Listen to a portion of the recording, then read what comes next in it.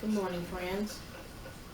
I'm going to show you how to make a pizza dough for your family for tonight's dinner.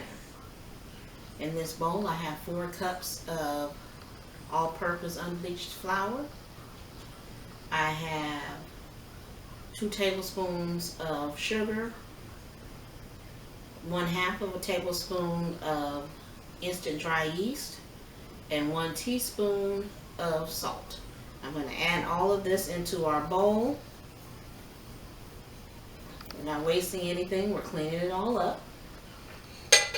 And I'm going to whisk it together. And I'm whisking it together because I'm going to be adding hot water into this bowl, and I don't want the hot water to immediately try to kill the yeast. The water temperature is, you can touch it with your hand without burning yourself, but it still might kill the yeast if it had direct contact with the yeast. So in this cup I have 1 cup of very warm water, and I have 4 tablespoons of avocado oil. I normally use olive oil, but in this day and time you got to use what you have at home. We're going to reserve 1 tablespoon, and I'll show you what we're going to do with that later. So in this bowl I'm going to make a little bitty well, and I'm going to pour some of the water, not all of it, because it's kind of humid outside. We don't know if all of it is needed. We're just going to use what is needed, and of course it's all going to be needed, pun intended. Alright, and we're going to bring all of the flour and the salt and sugar and yeast together into, it's going to be a very soft, almost sticky but not quite tacky. Tacky is the word we're looking for, dough. And you see I'm making a dough mitt with my hands. That will come off. You'll know your dough is ready when your dough mitt comes off. So we're squeezing it all together. Like I said, this is very warm water. Now I'm going to add my oil. I didn't add the oil until I started working it in because I didn't want the oil to interfere with the water getting in contact with the yeast. That's what you would do if you were making a cake. You would use the oil to interfere with the water getting in contact with the flour. But since we're not making a cake, we're making a pizza dough, we don't want the oil to interfere with the flour. Alrighty, this is starting to come together and it's looking good. Now I start off my kneading in a bowl. A lot of bakers don't, but it's a lot easier for me because I'm short. If you can see, I'm actually working on the top of my deep freezer because the countertop behind me and my table, they're all too high for me. And my deep freezer is actually the perfect height for me. And it works out great. You see the mitt is starting to come off. It works out great for somebody who's 5'1". If you're taller, use what you have available. Use your countertop because you're tall enough to get your fist down in there while you're kneading and you're working your dough. And the object is to get a very smooth dough. So, and that can take up to 10 minutes, or if you're the type of person that doesn't have the patience, you can add just a little bit more water, maybe a 1/2 cup more water, and instead of just kneading it, you're making it the night before, and you just stir it up. It's a little thinner. You can You stir it until all of the flour is coated and your oil is added, and you just cover it up and leave it on your countertop for 8 hours. Or if you're trying to do it later on today, you cover it up and leave it on your countertop. You make it at breakfast time, you cover it up, leave it on your countertop for dinner. But I am actually making this because my son requested pizza. So we're making this dough for our dinner, and that means I have to take time to do all of the kneading right now. And like I said, it's a lot easier for somebody of my height to get in here with a bowl, to start it off, to get everything. Our goal is to get everything out of this bowl, because we're not wasting anything in this day and age. The stores are very short on flour, so we're not wasting flour. They're short on sugar, so we're not wasting sugar. And it was very difficult to find yeast. So this is for those people who bought some flour and some yeast with the intent of making their own, but they're going to need a little help. And I am here to help you out. My mitt is almost all the way gone. And now, let's see, I'm going to dump it out of the bowl, and I'm going to knead on my silicone mat right here. So my deep freezer is not bare, it's covered with a silicone mat. And that silicone mat is actually going to make it a lot easier to manipulate the dough without it sticking to it. And we're going to save this bowl. We're going to use it. We're going to use it to put our dough back in when we're finished kneading.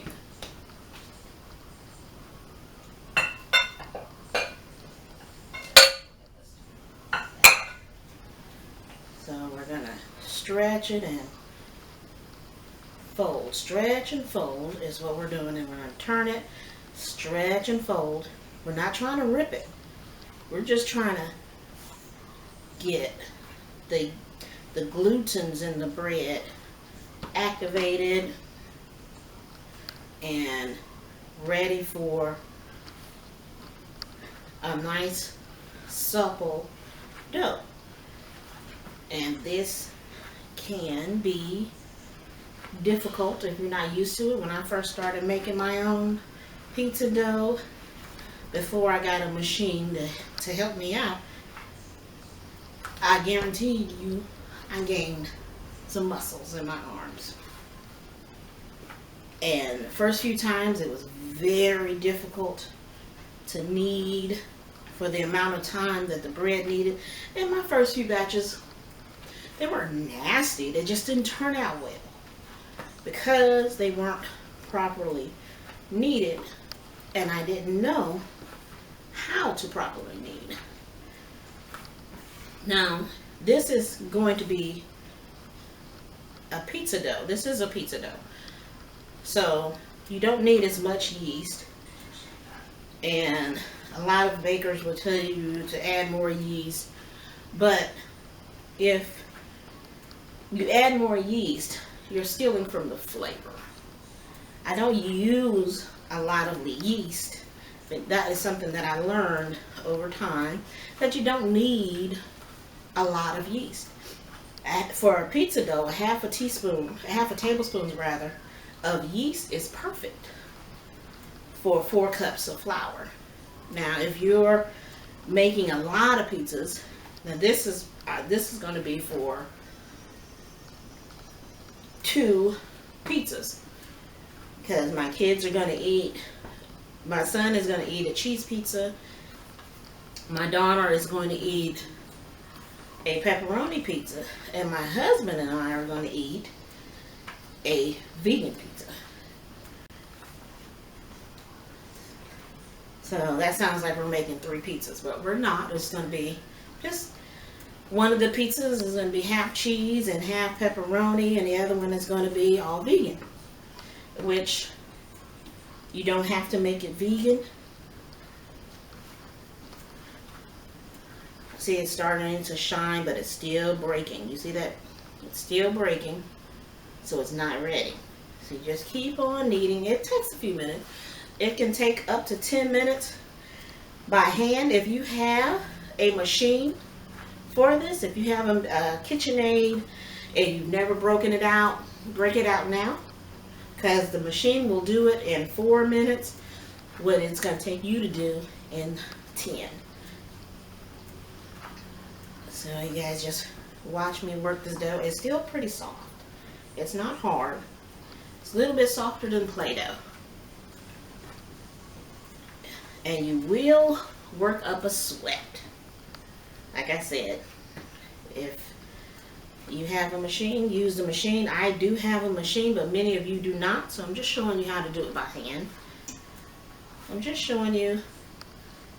See, it's starting to develop. The gluten is starting to develop. It's getting a little stretchy, but it's still not smooth. And the dough will still break easily. You want it to stretch.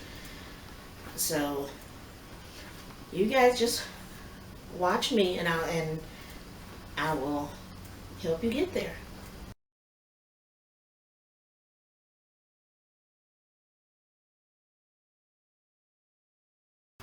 And it's almost there. Now, if you want to help it, believe it or not, slapping the dough around does help. It helps tremendously. So you take your dough and slam it down on whatever surface you're using, letting it stretch. It shocks that dough into working. It shocks that yeast into doing its job. Immediately it starts smoothing out. See that? You just slamming it down quite vigorously, and then you knead some more. It takes a lot less time slamming it around. And I learned that from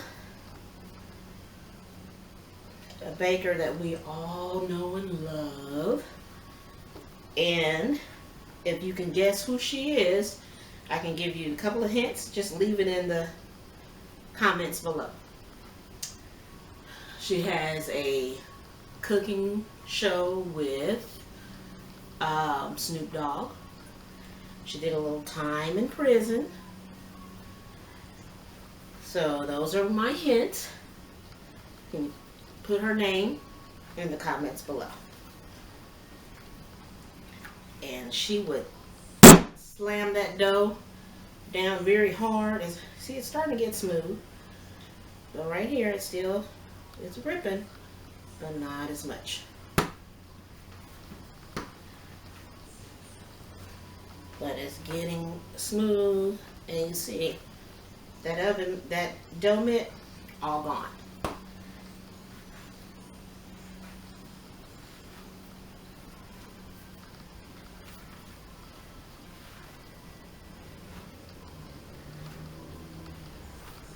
I'm gonna give it a couple of more slaps.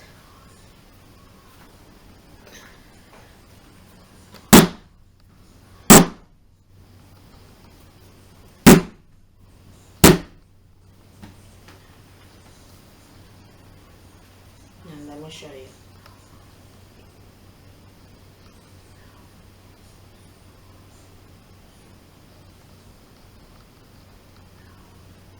You want it to stretch until you can see through it, which, if you look, you can see, you don't want it to rip. So that means it's not quite ready, but it's very close.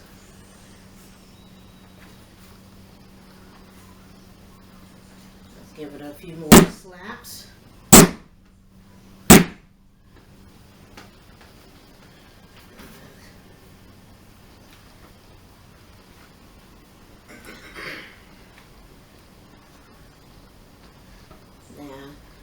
If you use the machine, you'll get a smoother ball.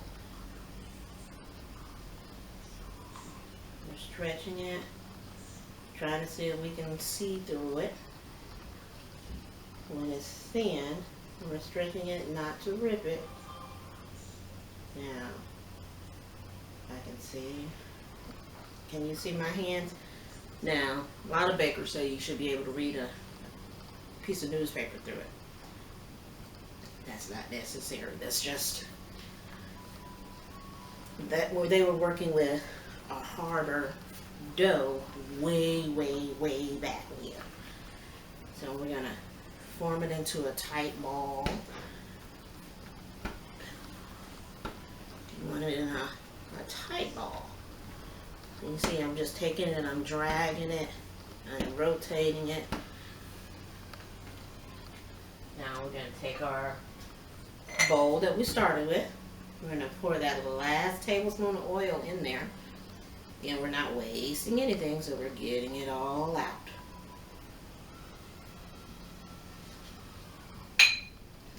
And we're going to use our dough ball to spread the oil all the way up to the top and flip it over. And then we're going to cover it. And right here, this dough has been rising for an hour and a half. And we're going to keep on moving. I'm going to cover this one and let it sit in a cool, dry place. And this one we're going to use to make our pizza. And in this one I flavored it. There is a teaspoon of garlic powder. There is a half a teaspoon of onion powder and a tablespoon of oregano to go in there. We're just going to poke it so that it's deflating. It's nice and sticky. We're going to poke it. And a little flour. We're going to break this dough in half. Remember I said this is for 2 pizzas. So we're going to break it in half. There we go.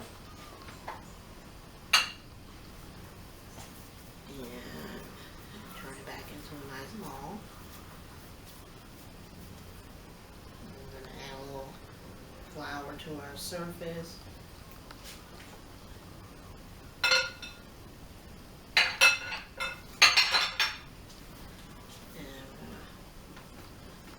Flatten our dough out a little bit. Now, I am not a professional pizza tosser. I use help. My help is my rolling pin. If you don't have a rolling pin, but you have a nice bottle of wine, that needs to be a nice bottle of wine, a cheap bottle of wine will do. Clean the outside off really good, and just use it as your rolling pin. You just need something smooth and round, elongated as well. And we're gonna roll it out. See, we're working the middle. Rotate it. Work the middle. Rotate it. We're just doing quarter turns. Work the middle. And the reason why we're working the middle is so that we can have a little bit of a lip on the edge. And we're just gonna par bake this, and by par bake this, what it means it's gonna go in the oven. Okay, before I was so rudely interrupted by running out of memory, I was rolling out our dough and I placed it on a pizza pan that I got from Dollar Tree.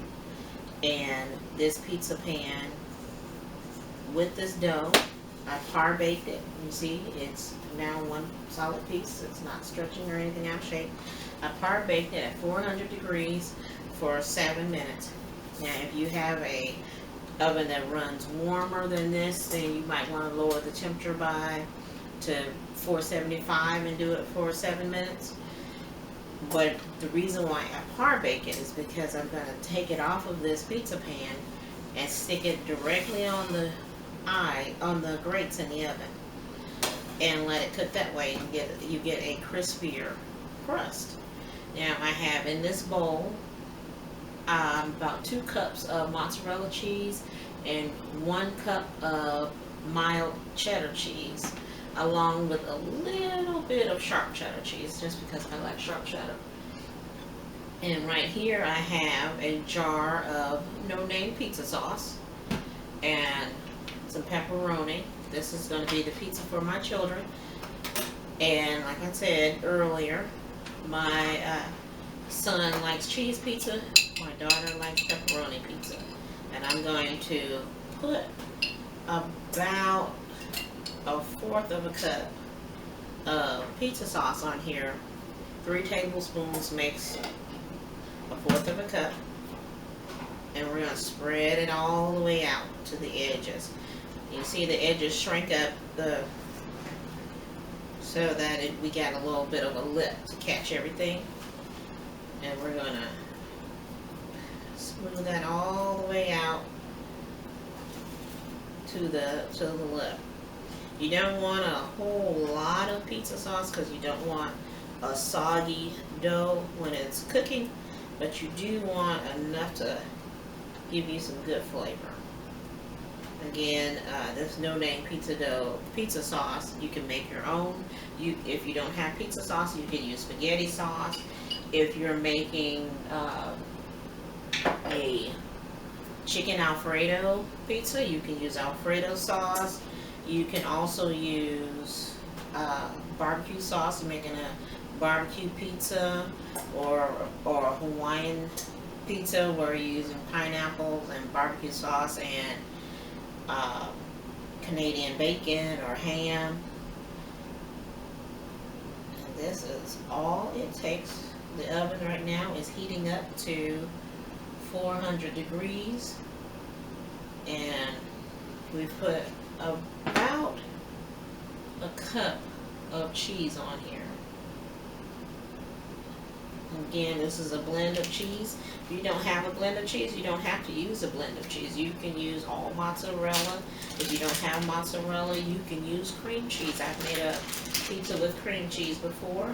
You just take your cream cheese, let it get to room temperature, and mix in some oregano or whatever herbs and spices that you have, and add that to your cream cheese and spread it out on your pizza crust. I am making this half cheese and half pepperoni for my son and for my daughter. That takes care of this pizza. And the other pizza, this one's going to be for my husband and I. And as I said, it's going to be vegetarian.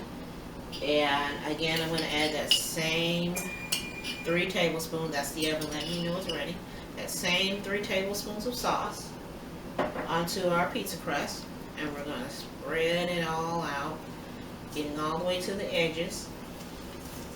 And remember, this dough is flavorful already, so if I had just made the original dough that I made was plain, I would have added a little olive oil to this crust, or avocado oil, or butter. Even add some garlic powder and some oregano. But because we already have flavor in the crust, we don't have to do that. We're going to add half of the amount of cheese that we added for the kids' pizza on here.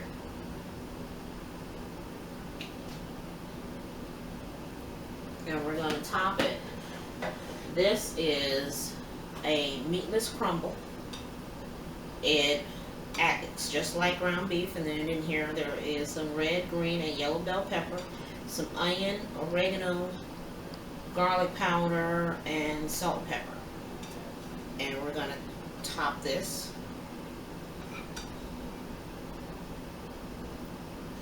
Top our pizza with this. This has all been sauteed and then cooled all the way down to room temperature. You don't want to put it on your pizza straight from the freezer because it will definitely cause a soggy crust. Soggy is not what we want. We want it nice and crispy. Okay, I'm going to spread it out so that every bite is getting some of that deliciousness, and then we're going to top it with cheese. We're still using probably a third less than what we did on the kids' pizzas. Alright, and there you have it. We're going to bake this at 400 degrees for 15 minutes directly on the grate in the oven. If you have a pizza stone, you can preheat that up with the oven at the same time, and then you can put your pizza on your pizza stone. If you're not feeling like you wanted to put it directly on the oven, you can leave it on your pizza pan or your cookie sheet or your jelly roll pan. Again, you're going to be baking it at 400 degrees directly on the grate, and I'll show it to you when it's ready. Alright, I'm going to give you a quick peek into the oven. Just see our pepperoni pizza. It's directly on the grate. It's not done. It's just going in, and it will be cooking at 400 degrees.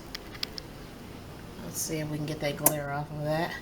And we're going to set our timer for 15 minutes.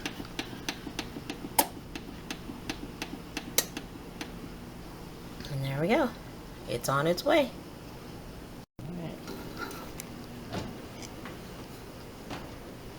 Alright, we're checking on our pizza. Clean it out. And we're going to take our pizza pan that our pizza came off of and slide it right back on it. Time going off. There we go.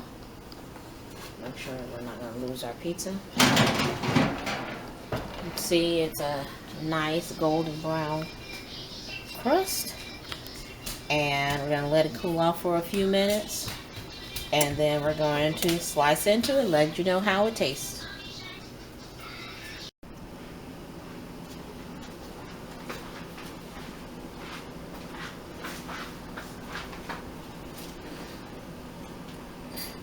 Alright friends, Mitchell is here to taste his pizza. Here it is out of the oven. I've let it cool off, otherwise I wouldn't be able to touch it. You see the back is nice and crispy. And we're going to slice it. And we're going to give Mitchell a piece of his cheese. Pizza. You hear that crunch? Yep. That's a nice crunch. Yeah, when you cut it, it makes a crunching sound. Cut it, it makes a crunching sound. And then, if you eat it, you have to eat the crust, then that also makes a crunching Alright, sound. see, nice and thin, crispy, Crispy. and look at that. See that? Nice and soggy.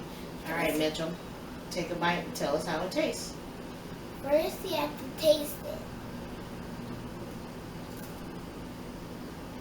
And then you have to chew it.